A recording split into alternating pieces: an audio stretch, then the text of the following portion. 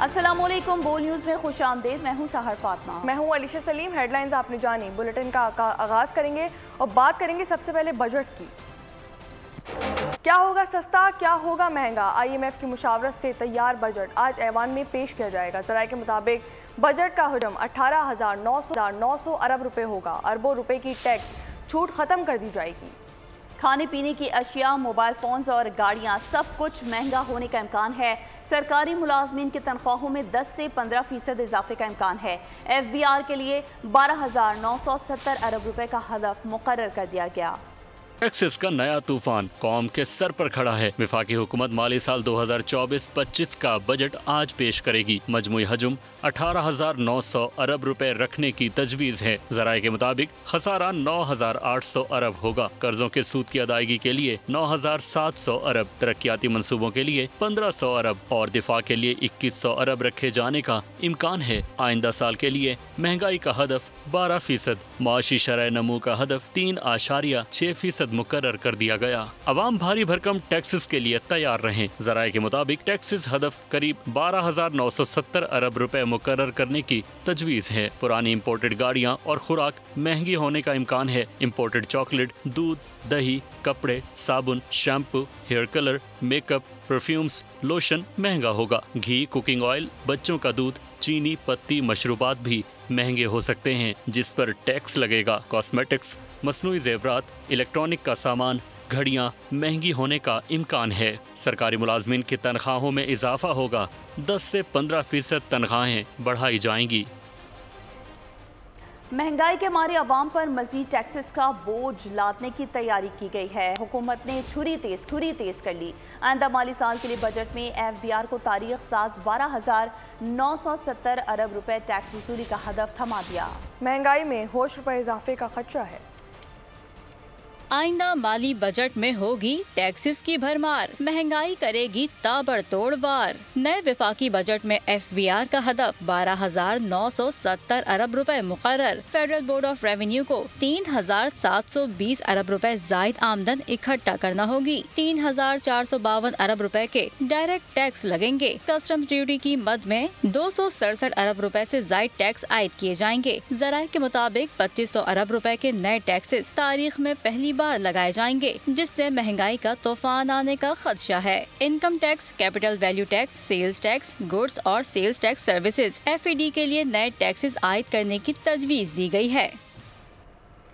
मुल्क में कोई मुकद्दस गाय नहीं। खैरात से स्कूल और यूनिवर्सिटी, अस्पताल चल सकता है, लेकिन मुल्क नहीं चल सकता। मुल्क सिर्फ टैक्सेस से चल सकता है। FBR में लीकेजेस हैं, इन्हें बंद करना होगा। मोहम्मद औरंगजेब की ब्रीफिंग। कहा सबको मुल्क की तरक्की और रेवेन्यू में अपना हिस्सा डालना होगा। करेंसी में इस्तेहकाम की बड़ी वजूहात में निगरान हुकूमत के इंतजामी इकदाम हैं। बिजली की तकसीम कार कंपनियों की भी निजकारी होगी। स्टील मिल्स की बहाली का कोई इम्कान नहीं है। 1 ट्रिलियन का खसारा बर्दाश्त नहीं कर सकते। वफाकी वज़ीर ख़जाना ने कहा इस्लामाबाद एयरपोर्ट की निजकारी के लिए बिडिंग शुरू हो चुकी है। कराची, लाहौर एयरपोर्ट्स को भी आउटसोर्स करेंगे। अगस्त तक PIA निजकारी के मामलात हल होंगे। इस मुल्क में फिलैंथ्रोपी से, खैरात से स्कूल चल सकते हैं, यूनिवर्सिटी चल सकती हैं, अस्पताल चल सकते हैं। मुल्क नहीं चल सकते, मुल्क टैक्स से ही चल सकते हैं। FBR से शुरू करता हूँ। वहाँ जो इस वक्त लीकेजेस हैं उनको हमने पहले ब्लॉक करना है। Everyone will have to contribute to this economy. Currency stability जो है, केयर टेकर एडमिनिस्ट्रेशन में जो स्टेप्स लिए गए अराउंड द एडमिनिस्ट्रेटिव मेजर्स, हुंडी हवाला को रोका गया, स्मगलिंग को रोका गया, अफगान ट्रांजिट ट्रेड को चेक किया गया। These were the administrative steps which were taken. We are going to take this discourse into the private sector. उसके 2 रूट्स हो सकते हैं। हम आला तुर्किया उसको कंसेशन साइट पे ले जा सकते हैं, और we hand it over actually to the privatisation commission and they take it forward, और अ कॉम्बिनेशन ऑफ बोथ। लेकिन एक चीज बड़ी क्लियर है कि ये पब्लिक सेक्टर में नहीं रह सकती। वफाकी बजट 2024 और 2025 का मामला है। सुन्नी इत्तेहाद काउंसिल की पार्लिमानी पार्टी का इजलास आज तलब कर लिया गया। इजलास आज सुबह 11 बजे KP हाउस में होगा। हामिद रजा, उमर अयूब, बैरिस्टर गौहर, आमिर डोगर, अली मोहम्मद समेत दीगर मरकजी रहनुमा शिरकत करेंगे।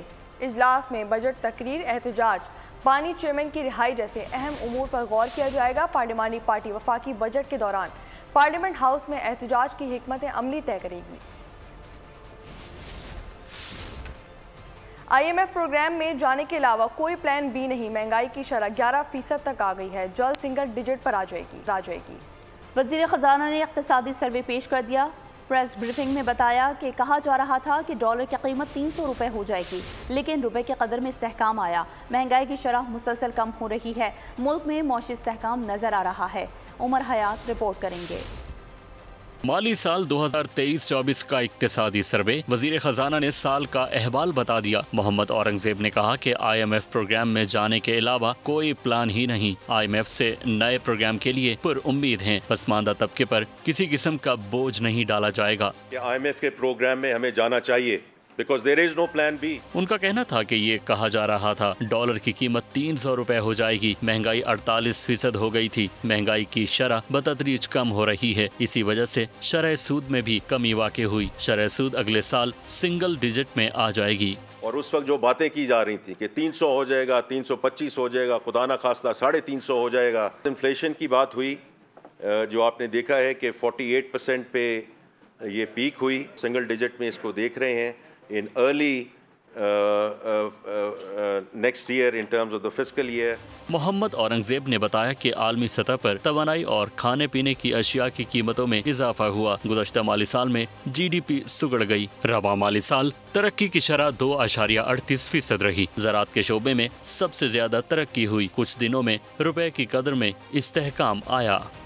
और अब आपको बताएं कि रवा माली साल अहम मुआशी अहदाफ हासिल नहीं हो सके। इक़्तिसादी सर्वे की दस्तावेज़ में बताया गया है कि मालियाती खसारे से तकरीबन 30% ज़्यादा रिकॉर्ड हुआ है। महंगाई को 21% पर लाने का हदफ था और औसतन महंगाई 24.5 रिकॉर्ड हुई। जुलाई से अप्रैल तक कपास की पैदावार का हदफ भी हासिल नहीं हुआ। रवा माली साल टैक्स महसूलात में 20.8% इजाफा हुआ। बरामदात में 10.6% इजाफा। दरामदात में 2.4% कमी हुई। बैरूनी सरमायाकारी 8.1% इजाफे से 1 अरब 45 करोड़ डॉलर से ज़ायद रही। स्मगलिंग कंट्रोल करने से डॉलर 326.5 पैसे से कम होकर 278 रुपये पर आया। GDP का मजमूई हजम 1,06,047 अरब रुपए रिकॉर्ड किया गया।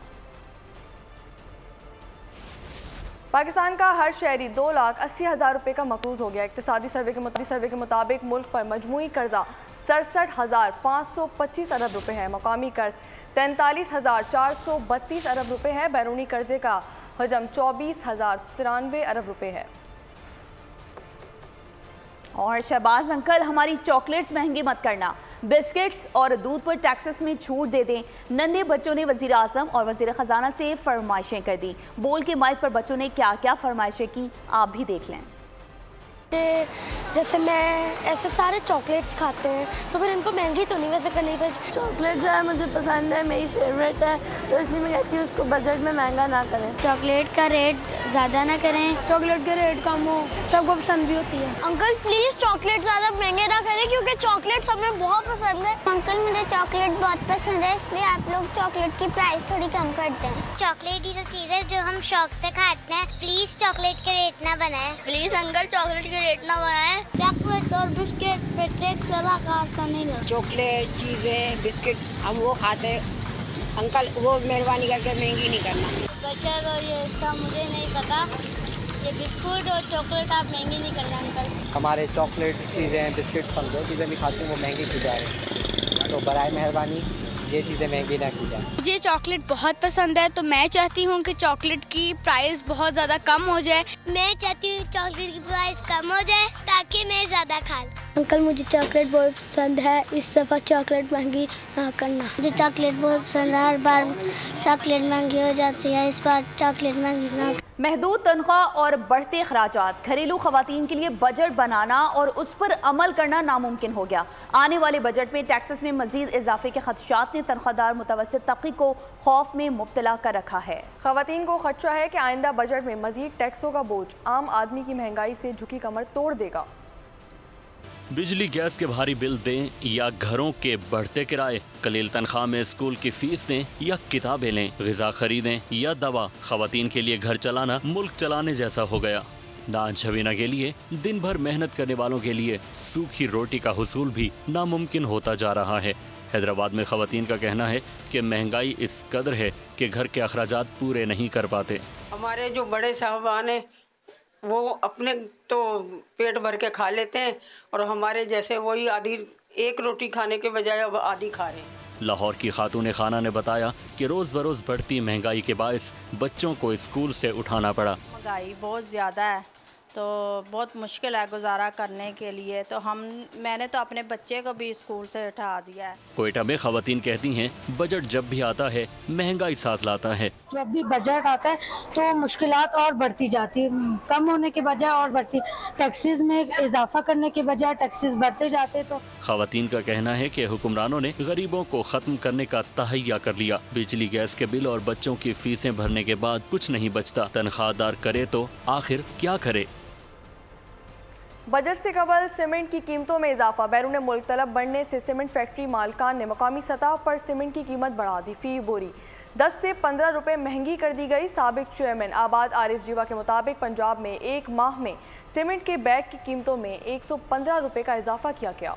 16 मई को सीमेंट की बोरी 1130 रुपए की थी, जो अब 1245 रुपए की हो गई है। कराची और अंदरूनी सिंध सीमेंट की बोरी 1050 से बढ़ाकर 1060 रुपए की कर दी गई।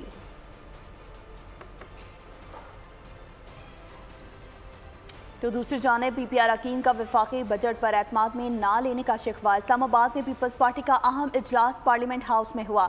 सदारत पार्टी चेयरमैन बिलावल भुट्टो जरदारी ने की। खुर्शीद शाह ने कहा कि नून लीग की नाकामियां हमारे गले पड़ेंगी, अवाम पर बोझ हमारी सियासत के लिए अच्छा नहीं होगा। हमें बजट का भी कोई इल्म नहीं। उनकी नाकामियां हमारे गले में पड़ेंगी। ऐसा बजट जो आवाम के ऊपर बोझ बन जाए तो वो हमारी पॉलिटिक्स के लिए भी बिल्कुल खतरनाक है। वो हमें एतमाद में लेना चाहिए था। पीपल्स पार्टी की लीडरशिप के साथ बैठ के बातचीत करनी चाहिए। हमें बताना चाहिए था कि हम इस किस्म का बजट लाना चाहते हैं। हकीकत ये है कि हमें बजट का अभी कोई इल्म नहीं है कि बजट कौन सा है, कैसा है। मॉडलिटी पे टैक्सेस पड़ रही हैं। IMF के साथ जो डायलॉग हुआ है वो क्या है, चाइना से होके आए तो वहाँ से क्या उम्मीदें हैं। बिल्कुल हम डार्क पोजीशन में हैं। अपोजिशन को भी एतमाद में लिया जाता था। हम तो एक अलाइज है और वो अलाइज जो बिल्कुल उनके साथ शाना बशाना चल रहे हैं, शायद उनसे भी आगे जा रहे हैं। वफाकी बजट आज कौमी असम्बली में पेश किया जाएगा। बजट मंजूरी की हिकमत अमली के लिए मुस्लिम लीग नून की पार्लिमानी पार्टी का इजलास तलब कर लिया गया। इजलास दिन 1 बजे पार्लियामेंट हाउस में होगा। वज़ीर आज़म शहबाज शरीफ सदारत करेंगे। मुस्लिम लीग नून के सदर मियां मोहम्मद नवाज शरीफ की शिरकत भी मुतवक्की है। इजलास में नून लीग के अरकान को ऐवान में हाज़िरी यकीनी बनाने की हिदायत जारी की जाएंगी। अरकान को बजट के खदोखाल से भी आगाह किया जाए। अपोजिशन के एहतजाज के लिए जवाबी हिकमत अमली भी तय की जाएगी। और अब आपको बताएं कि पाकिस्तान में तवानाई के शोबे और मौशी बेहतरी के लिए अच्छी खबर है। वर्ल्ड बैंक ने $1 अरब कर्ज की मंजूरी दे दी है। एलामी के मुताबिक कर्ज की रकम दासू हाइड्रो पावर प्रोजेक्ट के लिए मंजूर की गई। रकम फेरोजन पर खर्च की जाएगी। वर्ल्ड बैंक ने कहा कि दासू हाइड्रो पावर प्रोजेक्ट से बिजली की सप्लाई में बेहतरीन और तोसी में मदद मिलेगी।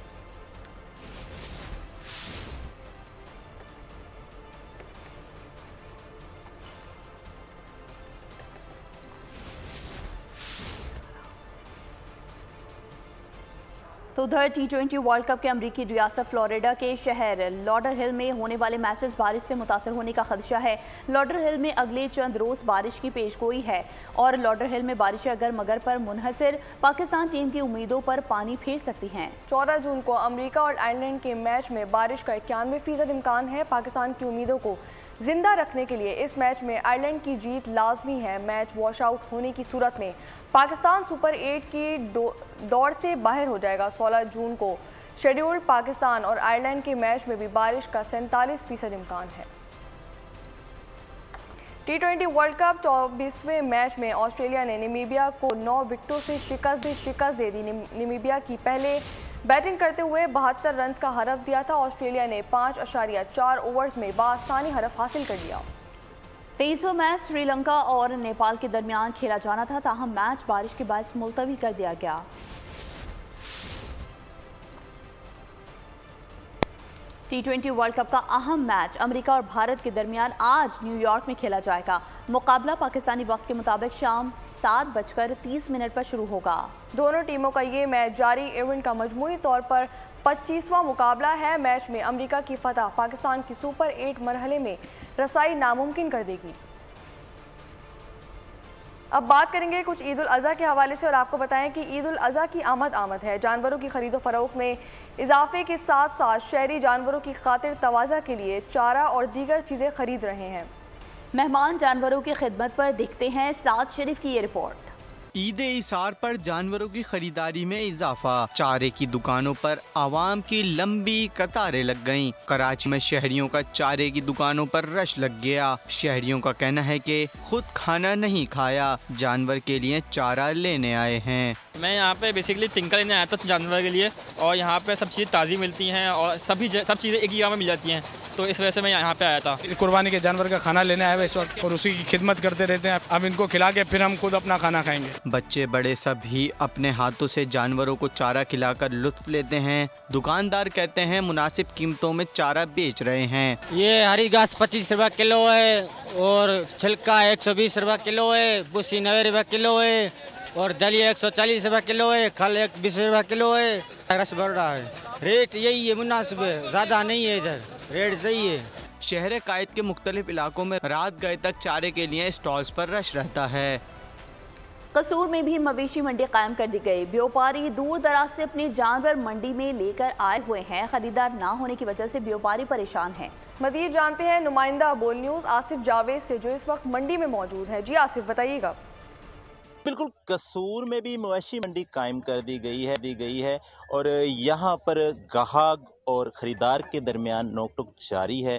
गाहक का ये कहना है कि कीमतें बहुत ज़्यादा हैं और जबकि ख़रीदार का ये कहना है कि जो व्यापारी हजरात हैं रेट बहुत ज़्यादा डिमांड कर रहे हैं। मेरे साथ व्यापारी मौजूद हैं, आइए इनसे बात करते हैं। इनका क्या कहना है कि इतनी ज़्यादा ये डिमांड क्यों कर रहे हैं, इनको किन मसाइल का सामना। जी, क्या कहना चाहेंगे?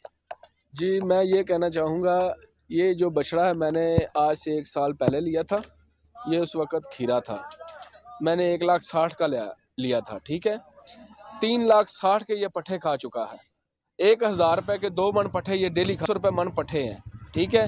चोकर तुड़ी में से बकरी डालता हूँ, ठीक है, और मैं इसको परेशान हूँ। मैं 3.5 लाख मांगता हूँ, मुझे कोई 1,60,000 लगाता है, कोई 2 लाख लगाता है, कोई 1,80,000 लगाता है। मैं खुद परेशान हुआ हूँ। जैसा कि व्यापारी का ये कहना है कि जो ये मेरा जानवर है ये 3.5 लाख रुपए का चारा खा चुका है और जब मैं इसकी डिमांड मैंने 4 लाख की है तो जो कस्टमर है, कोई कस्टमर इसका रेट 1.5 लाख लगाता है, कोई 1,70,000 रुपये लगाता है। डेली का जो मैंने इसको चारा खिलाया है 1,000 रुपये का खिलाया है। अगर मुझे इसकी कीमत नहीं मिलती तो इसमें मेरा क्या कसूर है? इनका ये भी कहना है कि जो कस्टमर यहाँ पर आता है वो चाहता है कि जावेद, आपका बहुत शुक्रिया। अब आपको बताएं कि अलजायर की 130 साला मामर खातून हज की सआदत हासिल करने सऊदी अरब पहुँच गई। सऊदी हुक्काम ने खातून का इस्तकबाल भी किया। मोमर खातून ने अल्लाह का शुक्र भी अदा किया कि इसने हज की सआदत के लिए मुंतखब किया। अलजायर की खातून ने सऊदी क़यादत और सऊदी अवाम के लिए नेक ख्वाहिशात का इजहार भी किया। मिना की खैमा बस्ती में आज़मीन हज को जदीद सहूलियात से आरास्ता 10 मंजिला इमारतें तामीर की गई हैं। 13,000 से ज़ायद आज़मीन रिहाइश इख्तियार करेंगे। मिना के खैमा बस्ती के साथ तामीर होने वाली 10 कसीरुल मंजिला इमारतों को जदीद अंदाज से तामीर किया गया है, जिसमें आज़मीन हज को तमाम सहूलियात मुयसर होंगी। निजी शोबे में ताउन से बनी इमारतों को सिर्फ 9 माह की मुद्दत में तैयार किया गया, जिसमें हज्जाज अकराम को कशीदा कमरों समेत आरामदेह माहौल मुयसर हो सकेगा। इसके साथ साथ खाने पीने की उम्दा सर्विस के अलावा फ्री वाईफाई सिस्टम भी मुयसर रहेगा, जबकि इमारतों से मुशायरा मुकद्दसे के दीगर मुकदमात तक रसाई के लिए सफरी सहूलियात भी फराहम की जाएंगी। खबरों के सिलसिले को आगे बढ़ाएं और अब आपको बताएं कि गुलिस्तान जौहर थाने की हुदूद कामरान चौरंगी पर डकैती की बड़ी वारदात।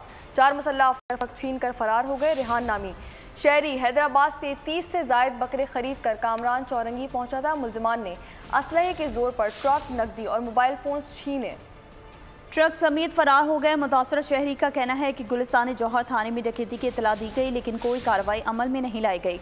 पुलिस एहलकारों ने ये कहकर वापस भेज दिया कि SHO थाने में मौजूद नहीं है, सुबह आओ तो कार्रवाई की जाएगी। छीने गए बकरों की मालियत 15 लाख रुपए से ज़ायद बताई जा रही है। अटक में रावलपिंडी रोड पर फतहजंग के करीब तेज रफ्तार मोटरसाइकिल सवार को डंपर ने कुचल डाला। हादसे में मोटरसाइकिल सवार दोनों सगे भाई मौके पर ही जाँ बहक हो गए। दोनों अफराद की शनाख्त अरसलान और अदनान के नामों से हुई। पुलिस के मुताबिक लाशों को अस्पताल मुंतकिल कर दिया गया। हादसा तेज रफ्तारी के बाइस पेश आया। हैदराबाद में टंडो जाम के करीब मुसाफिर कोस्टर और ट्रक में तसादुम। हादसे में 20 से ज़ायद मुसाफिर जख्मी हो गए। इत्तला मिलते ही रेस्क्यू टीमें मौके पर पहुंच गई। जख्मियों को अस्पताल मुंतकिल कर दिया गया। पुलिस के मुताबिक मुसाफिर कोस्टर को हादसा तेज रफ्तारी के बाइस पेश आया। मुतादिद जख्मियों की हालत तशवीशनाक है।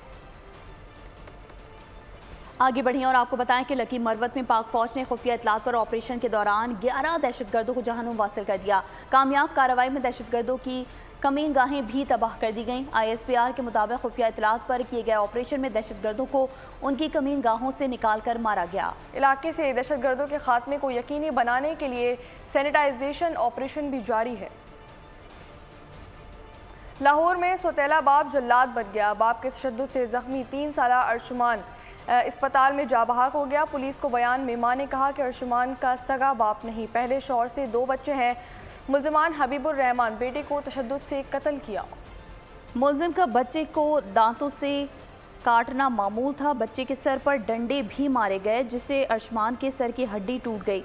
पुलिस ने मुल्ज़िम को हिरासत में ले रखा है। गजा में इंसानी इमदाद के हवाले से कॉन्फ्रेंस उर्दू में मुनक्किद की गई। कॉन्फ्रेंस में नायब वज़ीर आज़म और वज़ीर ख़ारजा इसहाक डार ने कहा कि इसराइल के गजा पर मज़ालिम की पाकिस्तान शदीद अल्फाज में मज़म्मत करता है। न्यूयॉर्क में head of military components conference के वफ़द का पाकिस्तानी मिशन का दौरा। सफ़ीर मुनीर अकरम ने अक़वाम मुत्तहिदा के अमन मिशन में पाकिस्तान के किरदार पर ब्रीफिंग दी। कहा अक़वाम मुत्तहिदा की अमन दस्ते गैर मामूली ख़तरात का सामना कर रहे हैं। अक़वाम मुत्तहिदा का अमन मिशन बैनुल-अक़वामी ताउन की एक बेहतरीन शक्ल है। मुनीर अकरम ने अमन और सलामती मकासद के लिए अमन मिशन पर पाकिस्तान की फ़ाल शमूलियत पर भी जोर दिया। Heads of military components conference के वफ़द ने पाकिस्तान के किरदार को सराहा। मेजर जनरल टेरिल पेरिस ने कहा कि बैनुल-अक़वामी अमन की खिदमत में सबसे ज़्यादा कुर्बानियाँ पाकिस्तान ने दी हैं। अक़वाम मुत्तहिदा अमन मिशन और पाकिस्तानी पुलिस अफसरान की फ़ाल शमूलियत को उजागर किया। अमरीकी सदर बाइडन को बड़ा धचका, बेटा मुजरिम करार। गैर कानूनी असलहा केस में अमरीकी सदर जो बाइडन के बेटे हंटर मुजरिम करार। 12 रुकनी ज्यूरी ने हंटर बाइडन पर 3 इल्ज़ामात दुरुस्त करार दिए। बेटे की सज़ा सदारती हुक्म से माफ़ नहीं करूँगा, अदालती निज़ाम पर भरोसा है। हंटर बाइडन अपील में जाएंगे। अदालत ने हंटर बाइडन को सज़ा सुनाने के लिए अभी तारीख का ऐलान नहीं किया। अमरीकी मीडिया के मुताबिक हंटर बाइडन को 25 बरस कैद और $7.5 लाख $60 जुर्माना हो सकता है।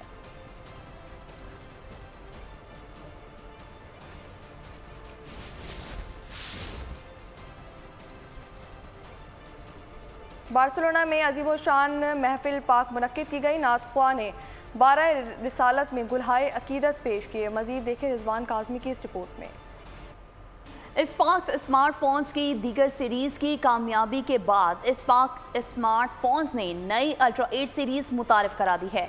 अल्ट्रा 8 सीरीज़ बेमिसाल वेरिएंट्स में दस्तयाब होगी, जो मोबाइल फ़ोन टेक्नोलॉजी में गेम चेंजर साबित होगी। इस शानदार स्मार्टफोन सीरीज़ की रोनुमाई के सिलसिले में लाहौर में एक पुरवकार तकरीब का एहतमाम किया गया। Chief executive officer Zeeshan Qureshi ने कहा कि अल्ट्रा 8 सीरीज़ और अल्ट्रा 8 प्रो की रोनुमाई हमारी कामयाबियों के सफ़र में अहम तरीन संग मेल है। ये स्मार्टफोन जदीद फीचर्स और स्टाइलिश डिज़ाइन के हवाले से यूज़र्स की तवक्कुआत पर पूरा उतरे। सीरीज़ 15 जुलाई 2024 से मार्केट में फ़रोग के लिए दस्तयाब होगी।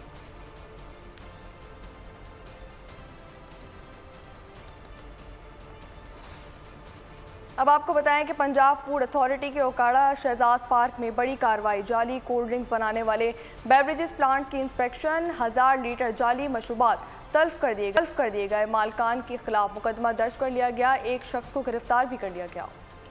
बेवरेजेस प्लांट को सील कर दिया गया। पंजाब फूड अथॉरिटी के मुताबिक बेवरेजेस प्लांट में मारूफ ब्रांड्स के नाम से जाली कार्बोनेटेड ड्रिंक्स तैयार की जा रही थी। पैकिंग मटेरियल पर जारी लेबलिंग की गई थी। मशरूबात के सैंपल लेकर मजीद जांच के लिए लेबॉर्ट्री भेज दिए गए।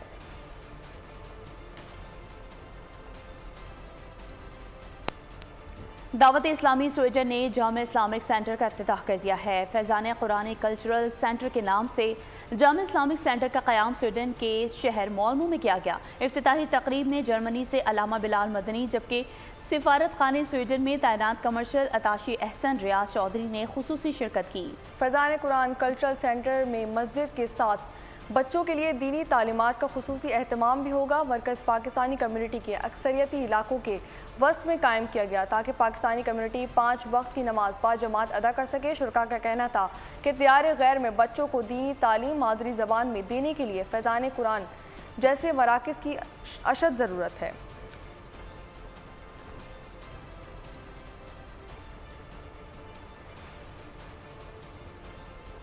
अब आपको बताएं कि गैर कानूनी अफगान बाशिंदों की वतन वापसी का सिलसिला जारी। 11 जून 2024 तक पाकिस्तान छोड़ने वाले गैर कानूनी बाशिंदों की कुल तादाद 6,07,166 तक जा पहुंची। 29 मई से 11 जून तक 16,721 अफगान बाशिंदे वापस रवाना हुए। अफगानिस्तान रवानगी के लिए 687 गाड़ियों में 510 खानदानों की वतन वापसी अमल में लाई गई। और अभी आपको अहम खबर से आगाह करेंगे। सरगोधा में सीवरेज लाइन की सफाई करते हुए जहरीली गैस भरने से तीन सैनिटरी और करजान की बासी हार गए हैं। भलवाल के इलाके सैटेलाइट टाउन में कायम सीवरेज लाइन की सफाई के लिए 4 सैनिटरी वर्कर्स कुएं में उतरे थे। चारों सैनिटरी वर्कर्स जहरीली गैस से बेहोश होकर गिर पड़े। वाक़े की इतला मिलते ही रेस्क्यू टीम ने सैनिटरी वर्कर्स को निकाल कर अस्पताल मुंतकिल किया, ताहम वो जांबर ना हो सके। आपको खबर दे रहे हैं सरगोधा से, जहां भलवाल के इलाके सैटेलाइट टाउन में कायम सीवरेज लाइन की सफाई के लिए 4 सैनिटरी वर्कर्स कुएं में उतरे थे और सरगोधा में सीवरेज लाइन की सफाई करते हुए जहरीली गैस भरने से 3 सैनिटरी वर्कर्स जान की बाजी हार गए। भलवाल के इलाके सैटेलाइट टाउन में कायम सीवरेज लाइन की सफाई के लिए 4 सैनिटरी वर्कर्स कुएं में उतरे थे। मजीद तफसीलात जानेंगे सुलेमान मौजम से। सुलेमान, आगाह कीजिए। जी बिल्कुल, ये डिस्पोजल की सफाई करते हुए 3 सैनिटरी वर्कर्स जो हैं वो जहरीली गैस से जाँ बाग हो गए हैं। ये वाकया भलवाल के इलाका सेला टाउन में पेश आया, जहाँ पर डिस्पोजल की सफाई करने के लिए जो 4 सैनिटरी वर्कर्स थे वो कुएं में उतरे थे, जहाँ पर जहरीली गैस के बाद जो सैनिटरी वर्कर्स है वो बेहोश होकर गिर पड़े। वाकये की इतला मिलते ही रेस्क्यू टीमें जो है वो मौके पर पहुंची और उन्होंने जो सैनिटरी वर्कर्स हैं उनको कुएं में से निकाला। जी सुलेमान, हमें आगाह कर रहे थे, आपका बहुत शुक्रिया। न्यूज़ बुलेटिन से फिलवक्त इतना ही। मजीद खबरों और अपडेट्स के लिए विजिट कीजिए हमारी वेबसाइट bonews.com और देखते रहिए बोल न्यूज़। सब्सक्राइब करें और बेल दबाएं ताकि कोई खबर रह न जाए।